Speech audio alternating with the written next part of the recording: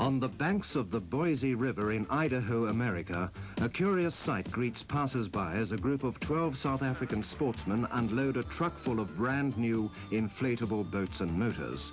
These are quickly inflated, petrol tanks filled and secured, motors bolted on, and fuel lines connected.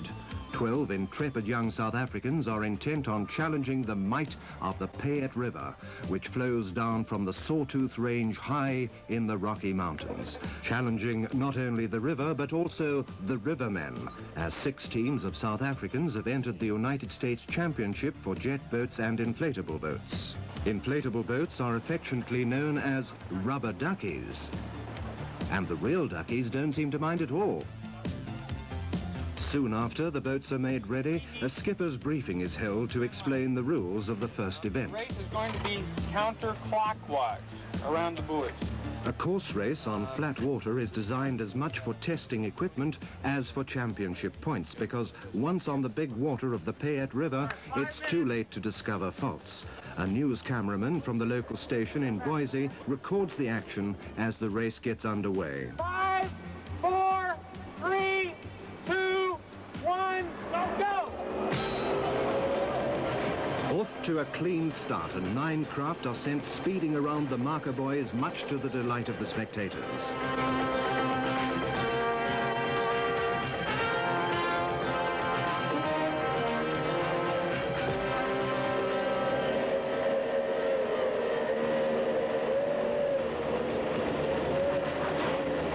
American Ron Muzel of Team Inflatable Boat Center takes the lead, but cavitation problems slow him down as Martin Versace of Team Bell Equipment and Alan McKenzie, Team Zodiac, take over the lead.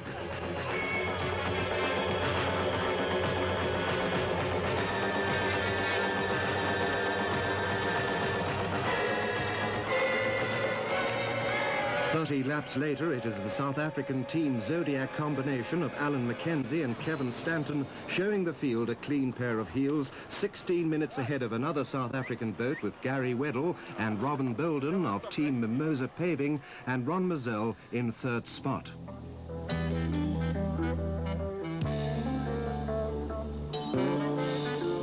The beautiful Black Canyon Dam on the Payette River comes alive with the mobile homes of competitors and their supporters as more attention is given to the craft to make them truly river-worthy.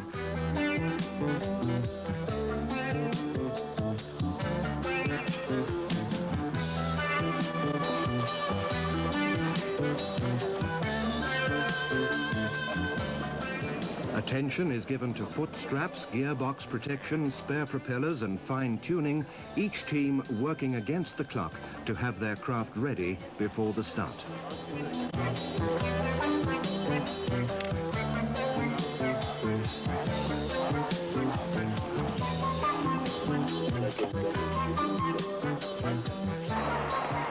Some of the competitors take time out to check the river as local kayak enthusiasts give them a preview of what they're in for.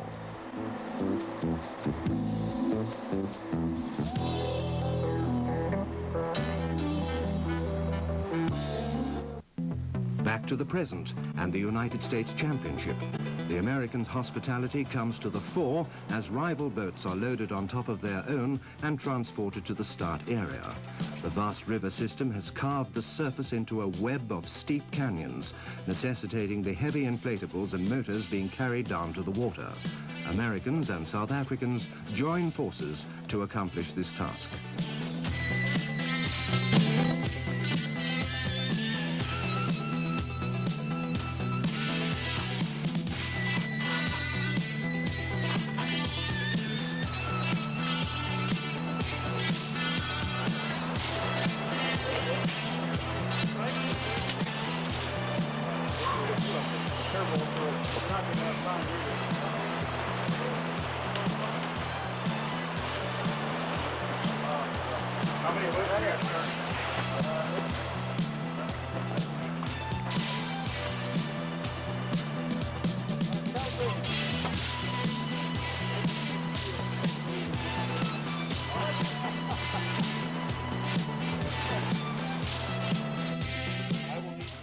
Another skippers' meeting is held to discuss final details. Race numbers are distributed as the tension mounts. This is it. The reason these men have traveled all the way from South Africa to an inflatable enthusiast, the opportunity of a lifetime. Motors are started up, life jackets fastened, and last-minute adjustments made.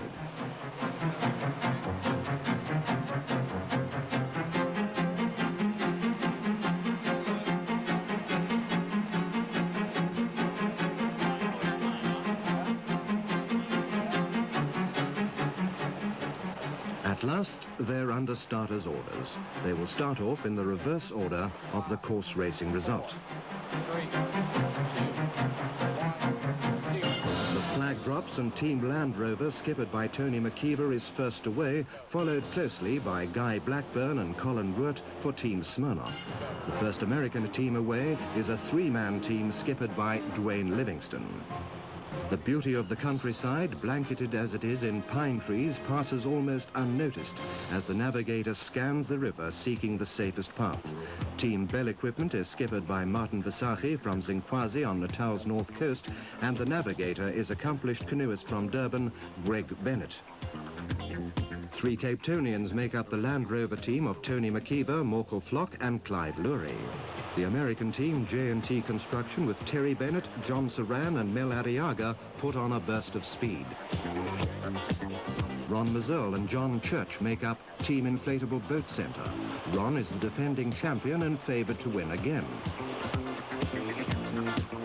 Team Mimosa Paving, skippered by Gary Weddell, is using an upright steering mechanism more popular in offshore races. Alan McKenzie and Kevin Stanton, both from the Transvaal, form the Zodiac team. Kevin makes use of ropes to steady himself as Alan guides the craft through some rapids. The Team Smirnoff crew of David Skuman and Dougie Black line up their boat for a nasty-looking rapid.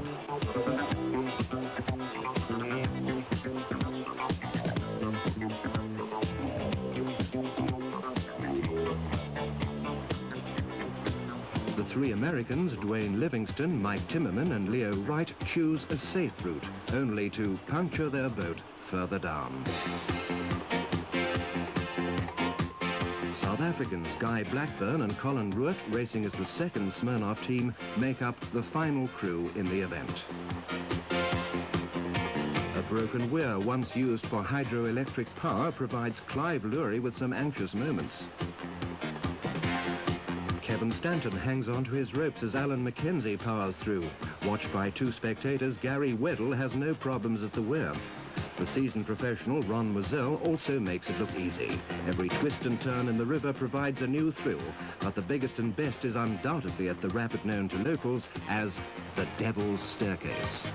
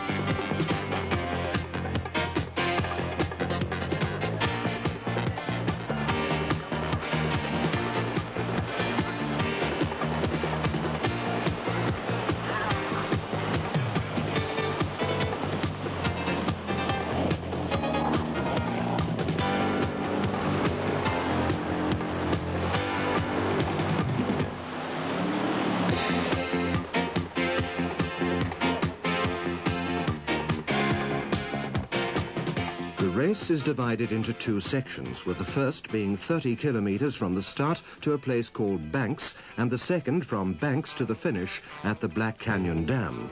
Even though the Payette River is so big, many rocks lie just under the surface, and repairs must be done using whatever tools come to hand.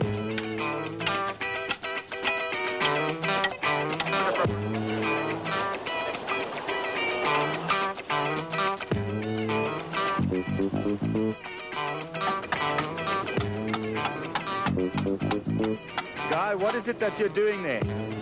Hi, Wes. Well, we're just kind of remodifying our gearbox protector that we made yesterday. It worked very well today. Saved our gearbox from a lot of bad knocks. It opened up a little bit, causing a bit of cavitation in the prop, so we just took it off and used a couple of the old primitive type tools to modify it back to the way it should be. Martin, now that you've done the first stretch of this river and tasted what these waters are like, what can you tell us about it?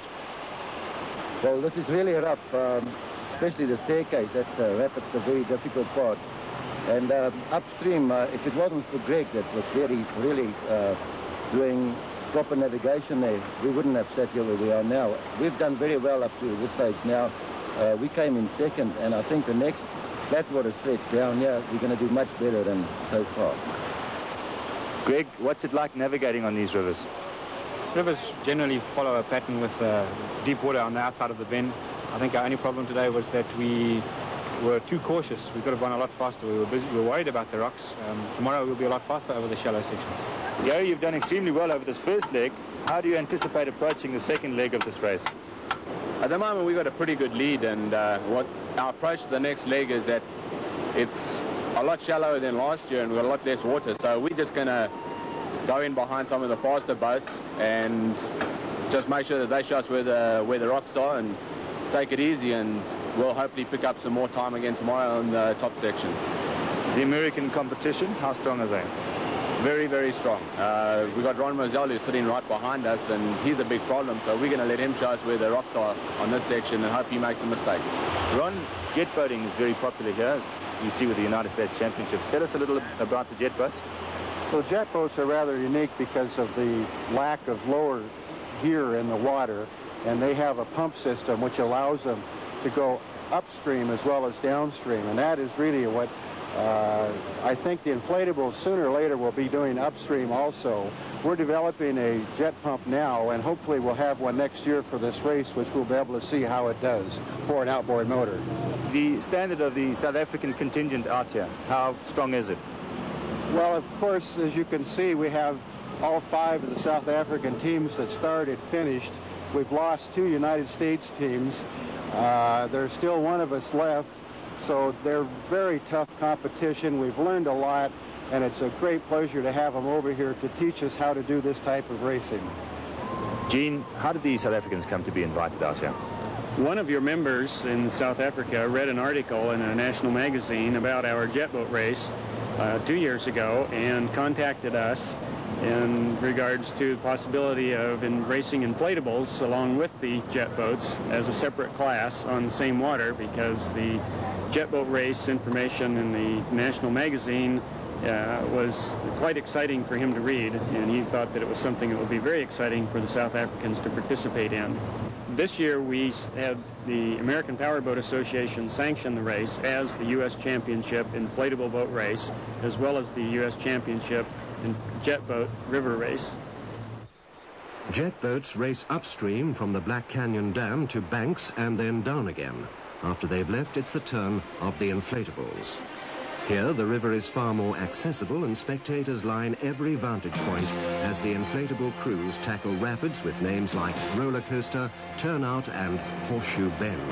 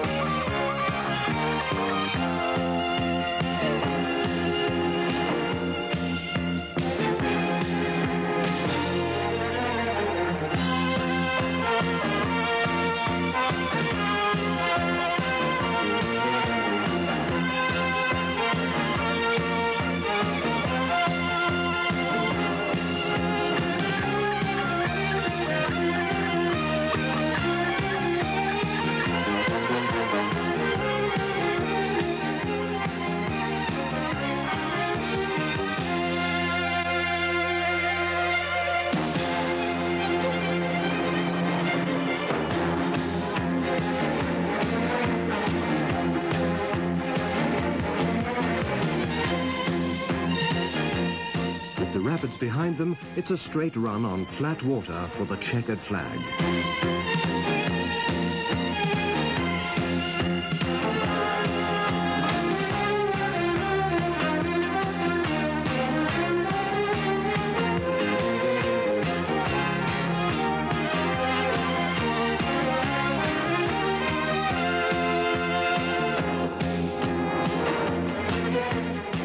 The checkered flag is in sight and it smiles all round.